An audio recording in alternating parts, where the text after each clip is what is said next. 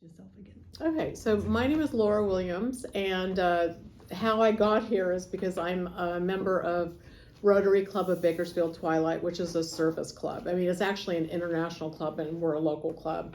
So we like to do projects and things to help people in the community.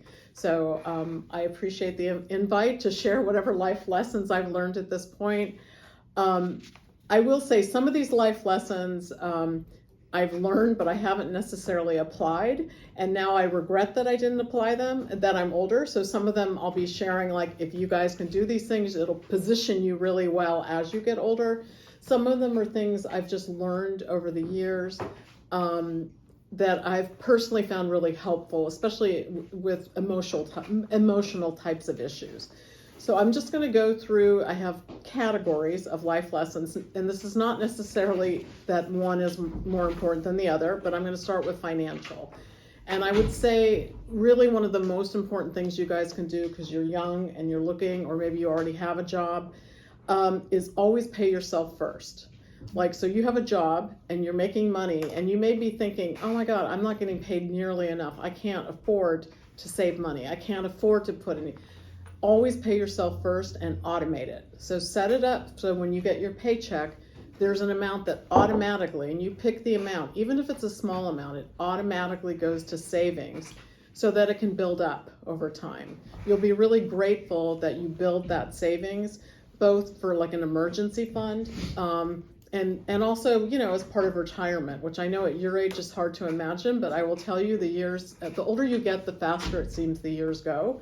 So, you know, again, automating savings and paying yourself first, I think, is really an important lesson, regardless of how much you make. As you make more, you can increase the amount that you automatically save. But even if you're paid like minimum wage and you're struggling, you're not going to notice it. Once it gets out of your paycheck, it's like taxes that come out of your paycheck. So automate it, get it out and save it and let it build. The other thing I would say is start saving for retirement as young as possible. So if you have a job and let's say the company offers the chance to participate in a 401k, which is like a privately owned company, that would be what they might have. Or if it's a nonprofit company, like where I work, it'd be a 403b, but it's the same thing. It's basically tax favored savings. So again, contribute something as much as you can. It goes into your retirement, whether it's a 401k or 403b, it goes there tax-free, and then it builds over time. And another thing is some companies, if you're lucky enough to work at a company, actually will match your contributions to your retirement account. If you have a company match, you're leaving money on the table if you don't contribute to your 401k or 403b. The other thing, credit cards. Yes, sometimes, you know, makes sense to have a credit card, you know, to build credit. Some things you've got to have a credit card to pay, like online, but it's really important to understand how interest works on your credit card, and really to pay off the balance every month on your credit card, because then you're not going to be paying compound interest. Because otherwise, like if you have a balance, it's going to go to the balance, and now you're paying interest not just on the original amount, but you're paying interest on the amount you didn't pay. And it's like a negative cycle. So it's fine if you're going to have a credit card if you feel like, you know, it makes sense lots of ways, but pay it off the balance every month.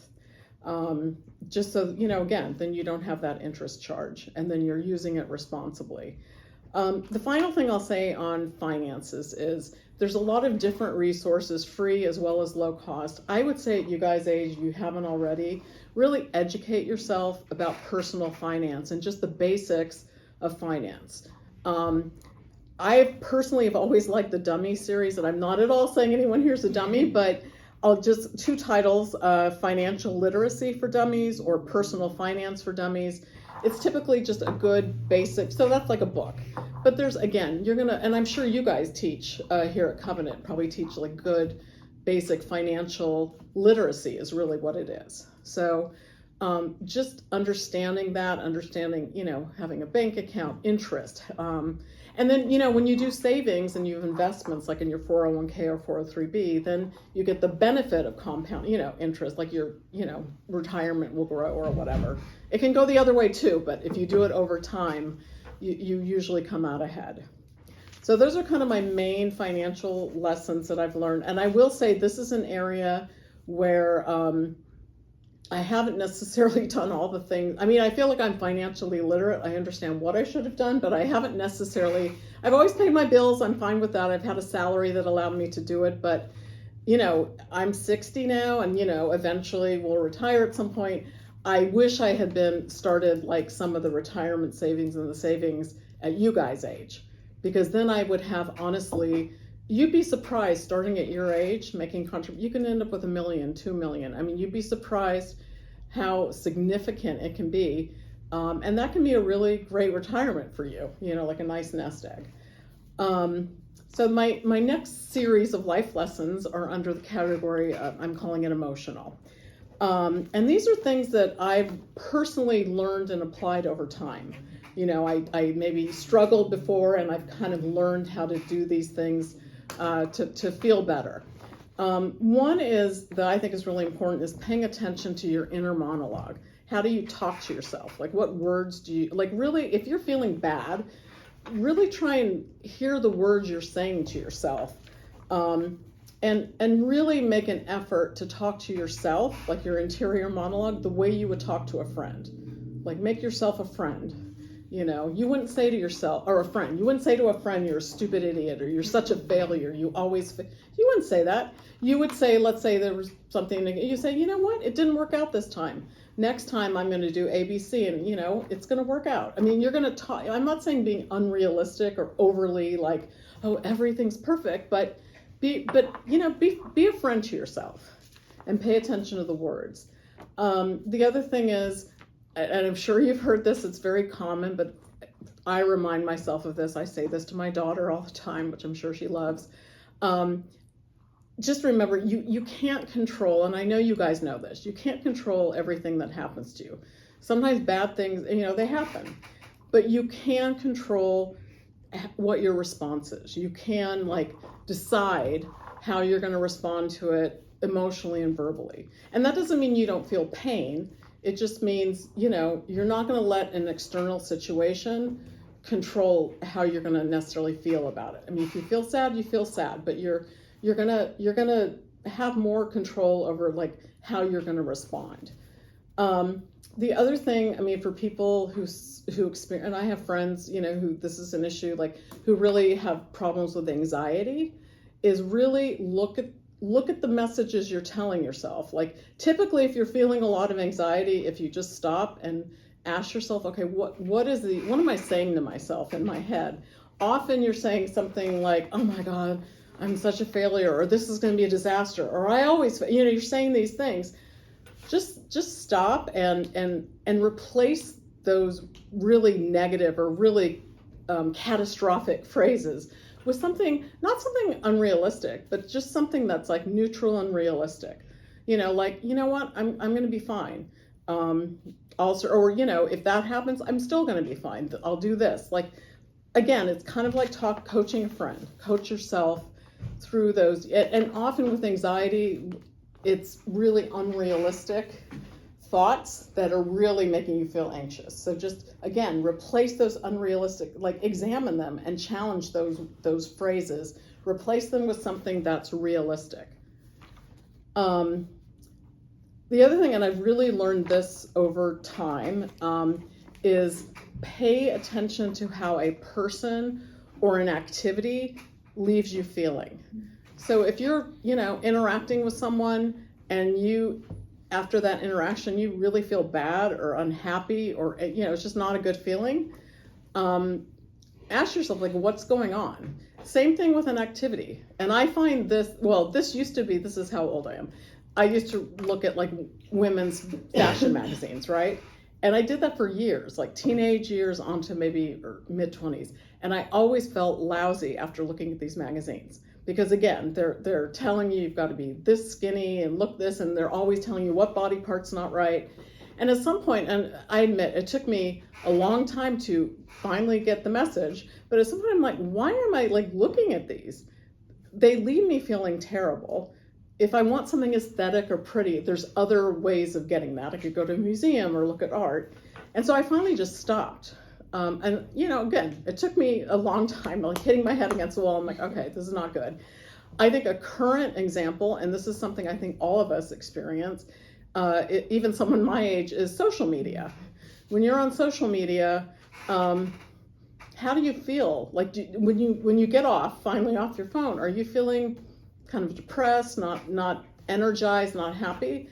Like, pay attention to those feelings. Like, if you feel bad after being around a person or bad after an activity, that's really like a sign from yourself saying, you know what, ask yourself, do I want to engage with this person at all? Do I want to do this activity at all that leaves me feeling bad? Or maybe you're like, you know what, I'm not going to cut this person out of my life, but this is going to be my boundary. This is how it's, you make that choice. And same thing with an activity. Let's say it's something you don't want to totally cut off, then decide for you, and it may take trial and error, but what's like the right amount to engage, and social media isn't a perfect example, like maybe you do still want to, engage with positive things, maybe there's something you care about, but you don't want to go down that rabbit hole of, back and forth, all the comments people make. And probably I will add with social media, I'm sure you guys have heard this too, but it's always good to ask yourself before you post something, like, would you say this to somebody's face? Because I think people can be really rude online, and when they're actually face to face, they wouldn't be like that. And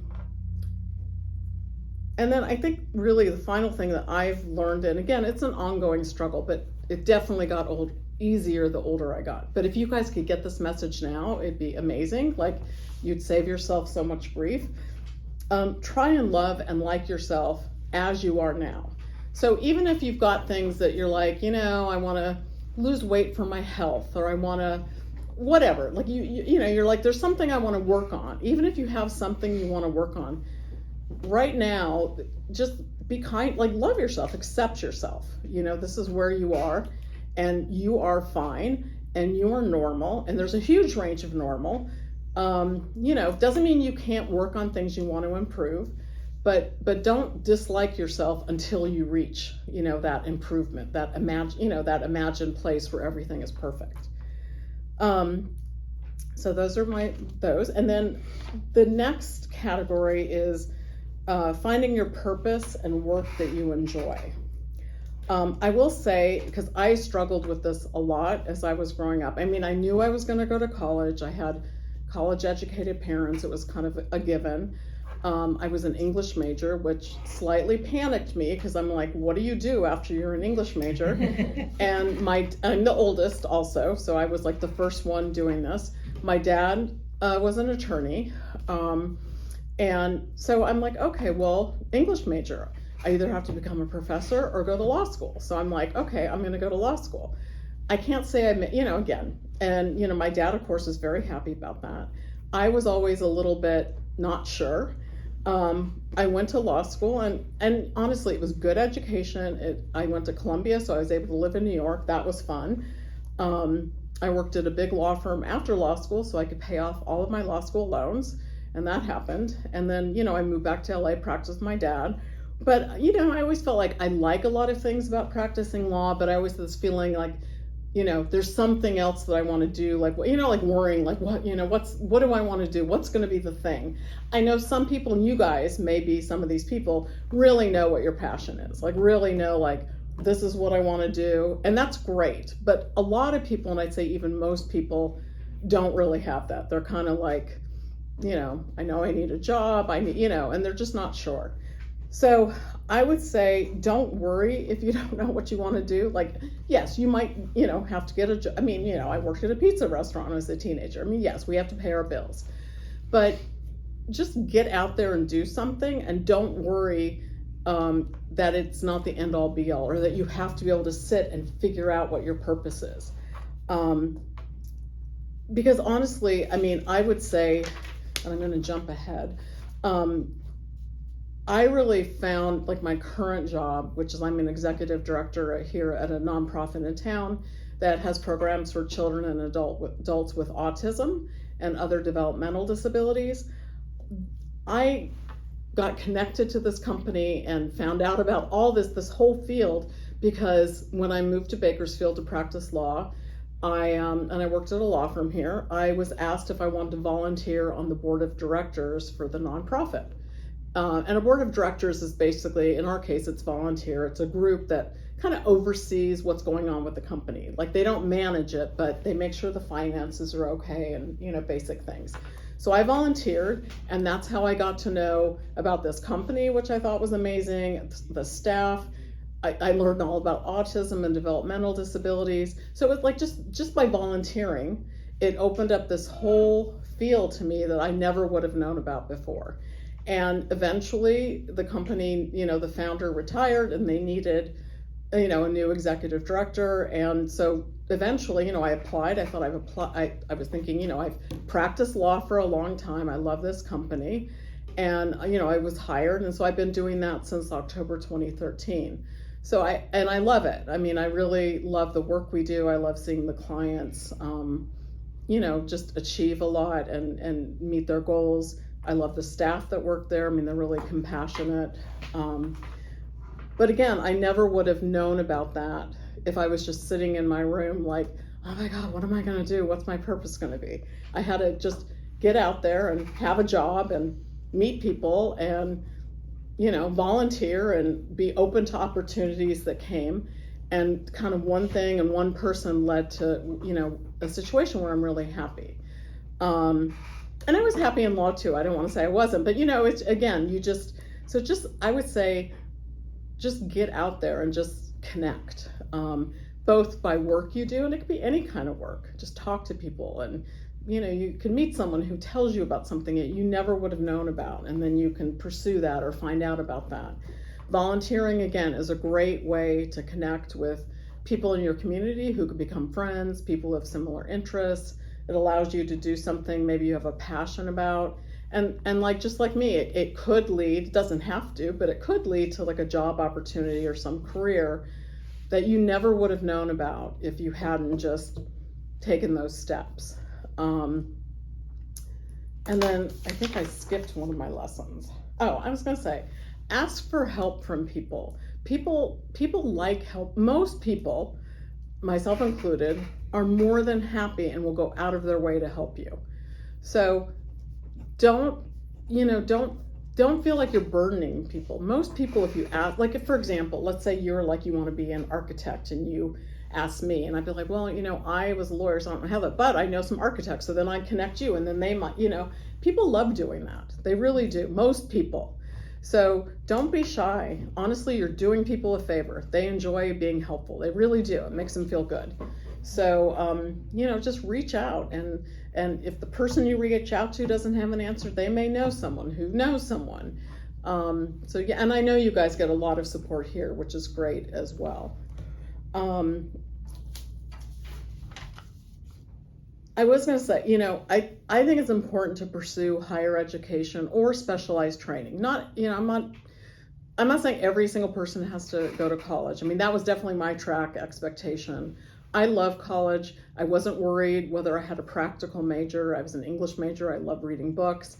But honestly, I will say I do think it's practical because you learn how to analyze, and you have to be better with language and writing. So, I do think definitely pursue your education or specialized training. I mean, there's lots of different vocational fields where, again, you can really do quite well financially and do really interesting work.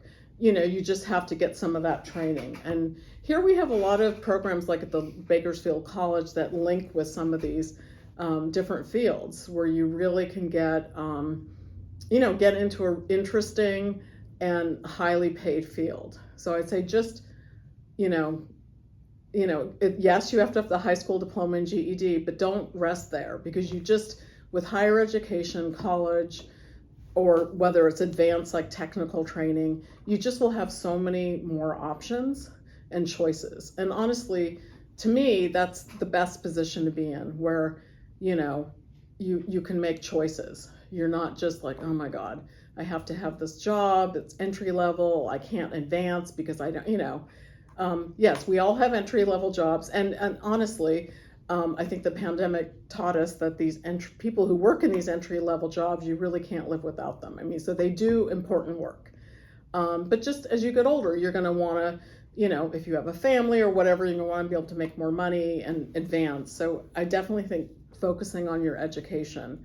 I will say, if you have to take student loans out, really make sure you understand and, get someone besides at the school to really explain the terms of the loan, because you really want to make sure when you have to start paying and what your monthly amount for your loan is going to be. Like, what are the terms? Because you don't want to be like stuck with this huge monthly amount where you can't, you can barely make it. So really, if you get loans, I did loans for law school, but I will say I got into the best school I could, because I knew I could go to like a big law firm and make the kind of salary I needed to pay off my loans. So again, just be savvy, like just make sure you understand the terms of any loan. Now, I will say, really see if you can get grants or scholarships. There's a lot of grants out there. There's also lots of local scholarships. Like, it's kind of crazy. Like, it'll be 1,000 here, 3,000 here. So just really do your research and try and get as much grants and scholarships, free money, as you can to support you as you go through your education. I also will say, if you're someone who's like really academic and you have high grades, like a really good, like that kind of student, right? Don't be afraid to look at schools like Harvard, Yale, Ivy Leagues. I hear a lot of people who are like, oh, I can't afford that, or I don't, but they have these great grades and, they've done all this stuff. And I'm like, you know what? Those schools have huge endowments. They often give someone a free ride. So all I'm saying is, like, it doesn't hurt to apply. If you're interested in something, give it a shot. Okay, this is my final life lesson or tip. And it's random, but this is one of my passions. I should have said, just back to my background. I'm a single parent. I adopted my daughter when she was 9. She was in foster care. She still lives with me. She's 28. We're waiting for a little bit of launching, but we're very close. And I shouldn't say this is on Facebook. She's very open. I adore her. So I certainly have a heart for kids, who've been in foster care and just what's gone. In her situation, fortunately, she's connected with her dad and his side of the family, and she, has that, and her birth mom as well. And so, she has lots of people who love her and want her to do well, myself included. I also have 7 million dogs. I'm only slightly exaggerating.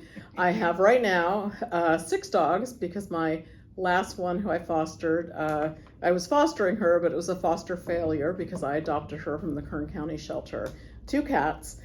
So my passion is really here. In Kern County, we have a big problem with animals being abandoned, and a lot. We have thousands of dogs and cats, healthy ones, that get euthanized in our county every year because people don't do the basics. So my final advice and life lesson is, spay and neuter your dogs and cats, adopt from shelters and rescue groups, not any kind of breeder, and don't let your pets have litters.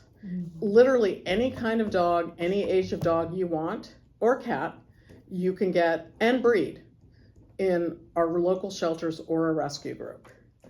And I would say, if you are looking for a good volunteer activity and you enjoy spending time with dogs and cats, volunteer at the Kern County shelter or the Bakersfield City shelter, especially if you're someone who loves doing social media, because it really helps the animals who really are at risk of getting euthanized.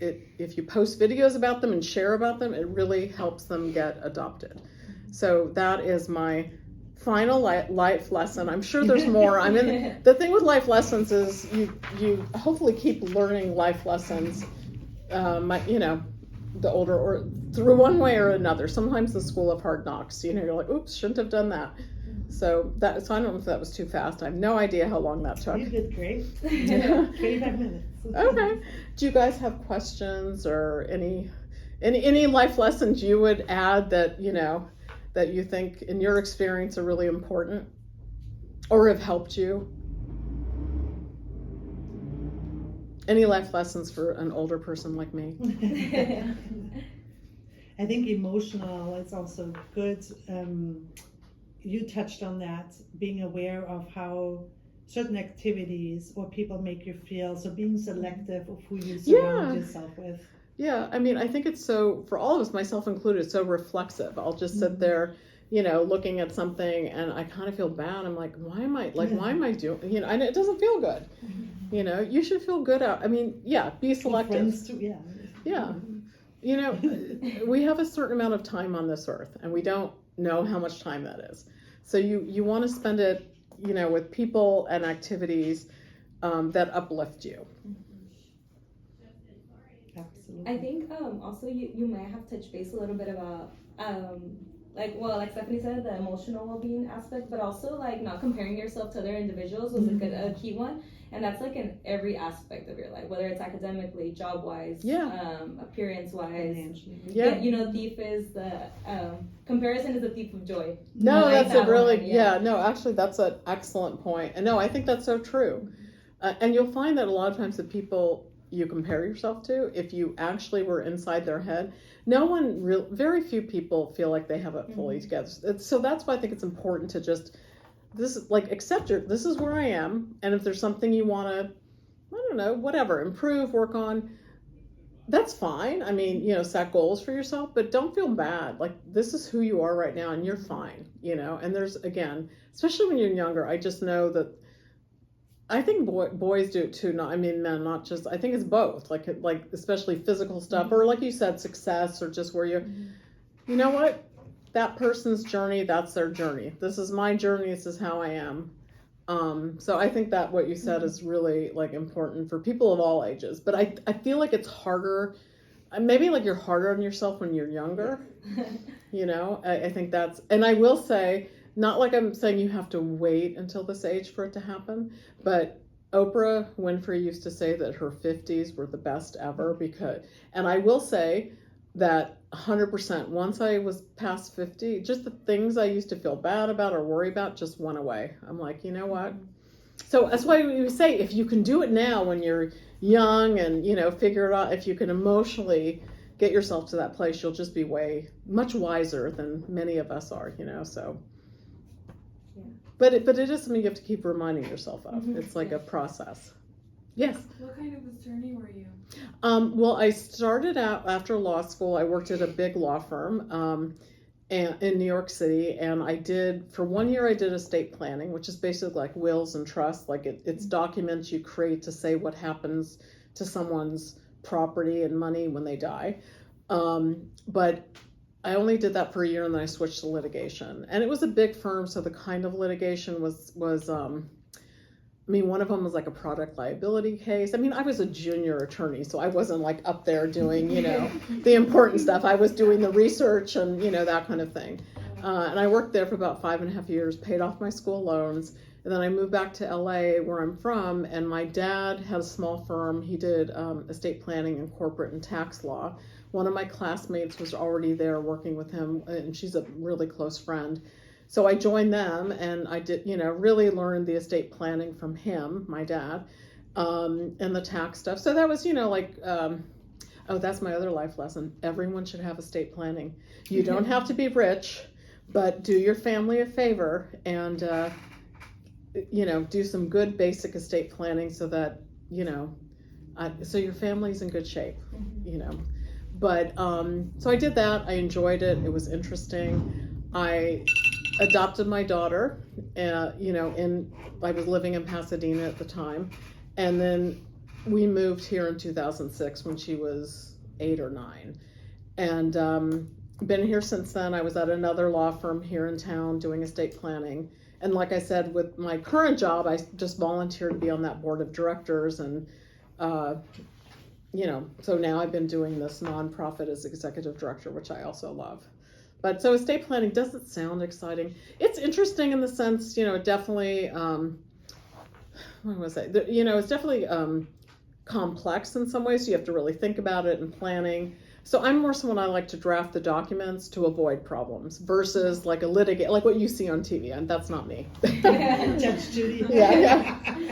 And so, but you know, it's interesting. I mean, I think it's a good background.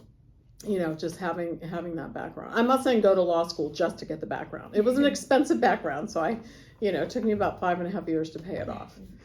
But do you guys know kind of what you're interested in? Well, I was gonna say, how you said about like opportunities opening up for you. Like I was talking to my case manager because I still need one more class to finish. I need one more class to get my associate's degree. Oh yeah. So right now, I know it's kind of hard to find jobs right now. So she was telling me to finish the last class and graduate with my associate's degree, so that way opportunities can open up. Yeah, no, definitely keep going. Yeah, get your associates, that's great, and then you can figure out bachelors and all that, and you can work while you do that too. Yeah, that's what I was planning to do as well. Well, if you, where I work, we are always hiring people, so if you like working with children or adults with autism or other special needs, you would have to remove your nails. So that would be the only sad thing. And, our rules are very practical. We don't want to scratch anyone. Okay. But, it's, so if you are looking for a job, I mean, I can tell you about my company, but, there's lots of other, again, this is where connections and just, again, talking to people and just finding out what opportunities are. But yeah, that advice to finish your associate's degree is great. I know, We're gonna get her there. And I mean, one class away, that's nothing. It's, yeah.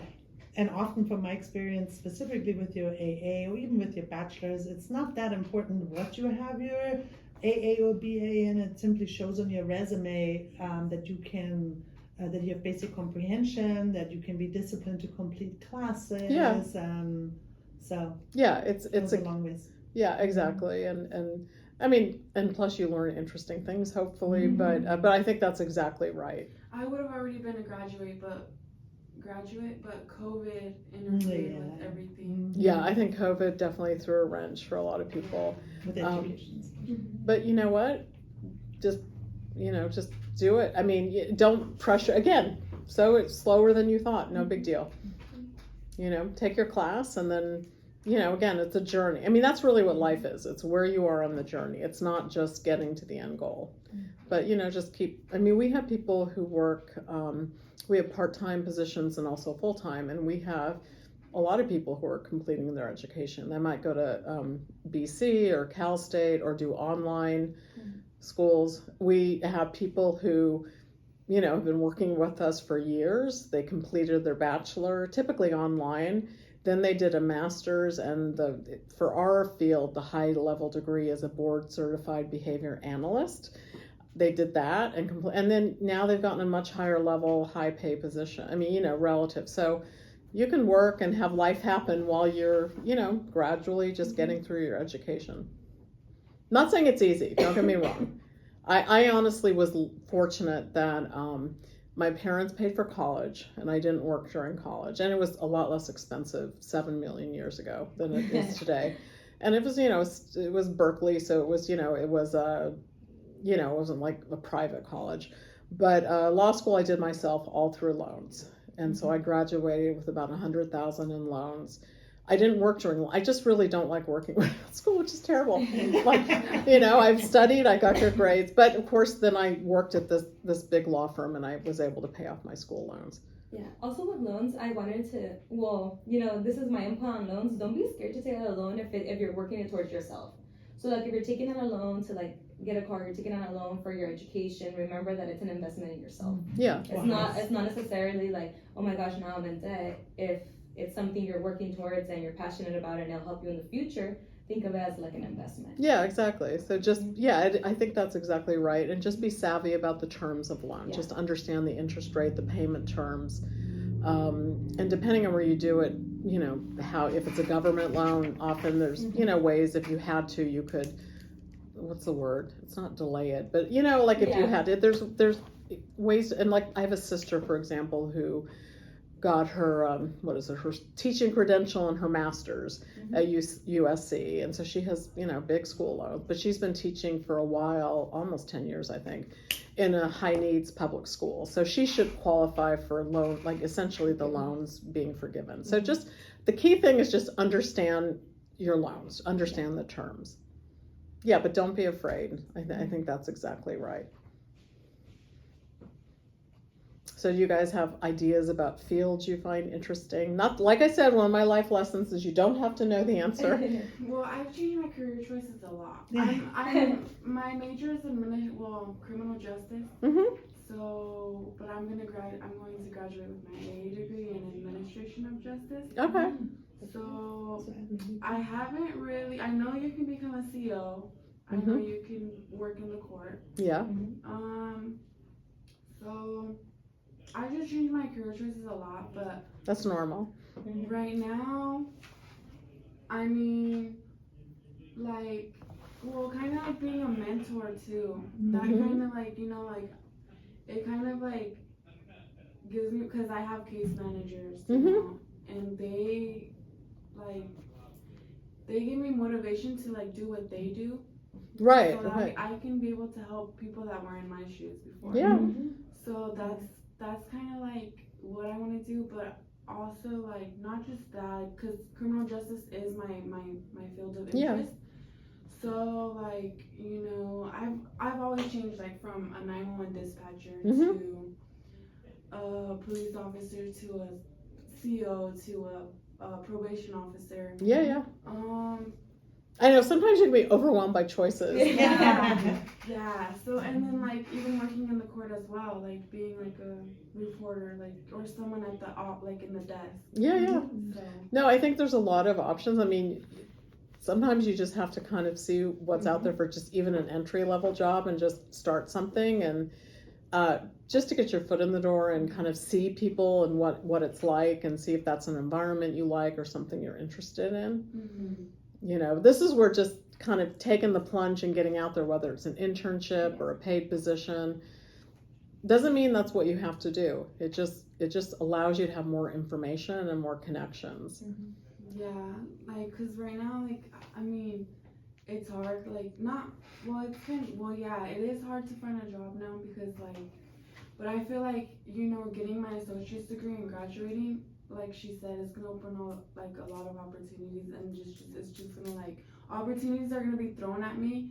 Yeah. To be, like, so I can be like, okay, like, you know, I'm gonna do this, and then I'm gonna, like, have more opportunities to be thrown at me, and then just do something else, and then, like, keep going until, you know, like, I find something that I like. Yeah, no, 100%. And just because you do one thing doesn't mean you have to, or, you know, you may do it for a while and decide, you know what, I want to do this because I saw this and learned about this. And so I think you're exactly right. And then you can be pursuing your education at the same time. You know, I'm not saying it's easy. Yeah. You know, but especially if you don't, I mean, if you add a child to that, but still people do it, you know, like they do all that stuff. So anything you really want, I mean, can happen. But it sounds like you have a lot of interests. And I will say, I mean, my sense is in some of the fields you mentioned that they really have a need, like, you know, like the police force, probably COs, and some of the other areas actually. I mean, it can take a while to get hired. There's like a process. Yeah. But my sense is that they actually want to hire people, like, so there's opportunities there. Yeah, I mean, the interest, like, that I mentioned kind of faded away, but probation officer is still one of, like, the main ones that I'm, like, really interested in. It's just I have to get a bachelor's degree to become a probation officer. Oh, okay. So, like you said, you know, get my associate's degree, work, and then still do my education at the same time to receive my bachelor's degree. Yeah, and yeah. maybe get into the probation field. Yeah, maybe you could get an entry-level position in the probation department. Yeah. While you're doing, you know, you're working on your bachelor's that way. I mean, there's so many different ways you could do it, but then you're seeing, you know, the field, and you can decide. And you may decide, you know what, I saw this up close and this is not what I thought it was, and that's fine too. You know, so, you know, I think if you think of it that way, like, it's just, it doesn't have to be stressful. It can actually just be interesting. Like, you can, you know, try different things. Laura, thank you so much Thank for you. being here today. Thank you for having me. I enjoyed talking to you guys.